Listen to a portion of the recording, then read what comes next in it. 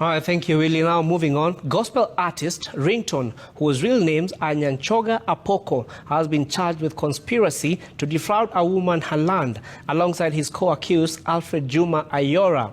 The two allegedly conspired to illegally acquire a parcel of land in Nairobi, that is block 99/142, measuring approximately 0.190 hectares and valued at 50 million shillings, belonging to Teresia Odhiambo by means of claiming adverse possession, claiming that he had lived in the land for 2 decades, a fact that he knew to be false.